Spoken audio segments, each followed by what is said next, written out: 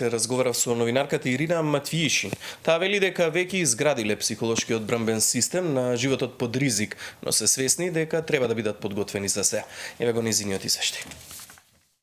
Irina, thank you for joining us. Can you tell us how it is to live in Ukraine these days when the whole world is watching what is going to happen?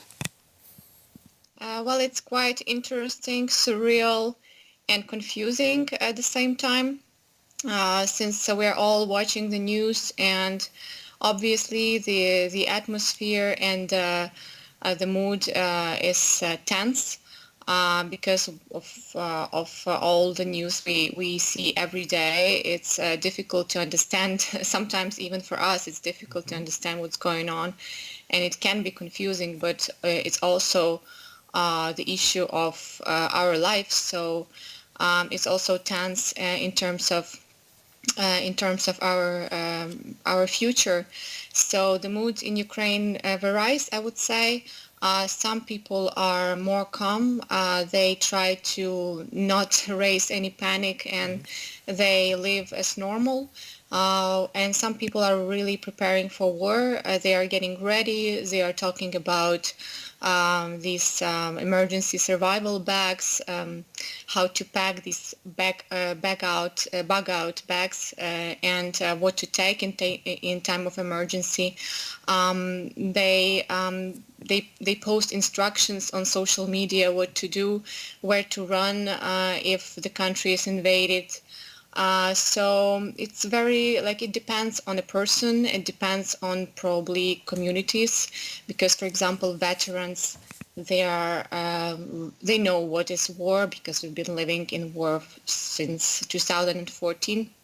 And for them, it's like a normal thing to get ready and to be prepared. But some people are really chill, I would say. Mm-hmm. They just live their normal life, and some people think that it's all like a bluff from Russia, and nothing would really happen.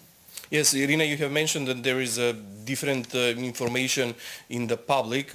It was really interesting to hear your President Zelensky this weekend that said that the medias are those that are spreading the panic. What is really happening on the field in Ukraine? Well, if you come to Kyiv or any other Ukrainian city, you will not notice any changes. Like, life goes on as it has been before. It's just that the news are really confusing, and sometimes they are really scary. Even for me as a journalist, if I watch the news and I read the news the whole day, I'm starting to panic. Mm-hmm. So I would say that the atmosphere for Ukrainians who are just living their normal lives is okay, and Ukrainians look like they don't panic. And for foreign journalists here, it may seem that people don't care or they don't know what's going on. But I would say that people are aware of what is happening. It's just maybe because we've been under this threat of war for 8 years, we have this a bit of psychological defensive reaction, and we know that Russia is a threat for Ukraine for all the time. It's not anything new that we're encountering right now. We just learned how to live with this threat, and for now, of course, it's a stronger feeling that we have to be ready and aware. But still, we are trying not to panic, and you can see a lot of Ukrainians, public figures, they are posting on social media that we should be calm but prepared. I would say that is the major mojo of Ukrainians right now, to keep calm and get ready. Irina, as a journalist, do you see any solution that will provide the peace in the region? Actually, I think I would reflect on the thought that many Ukrainians probably think about, is that we have to learn how to live with the threat of war, and we have to learn how to live with with this crazy neighbor near our country, since we understand that this escalation, it's not like the last one, and probably it's not the first one and not the last one, and we surely would face it in the future. We don't see any solution, any peaceful solution, any war solution to end things with Russia, because it's impossible because of the geopolitical reasons, right?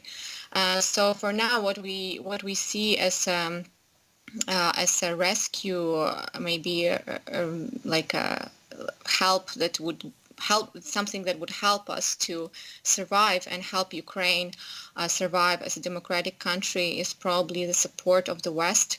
Ukrainians are really grateful for all the weapons that countries are sending, defensive weapons, I should stress, that different countries are sending to Ukraine to help Ukraine resist in terms of invasion. I don't think, me and probably most of Ukrainians don't think that Russia would step back like once and for all, and we don't see like any diplomatic solution in this, because the previous experience showed that the Western countries and Russia have totally different views on how they see security in the region, how they see world order, and how they treat nations. I just hope that you will keep the peace in the country. Irina, thank you very much for being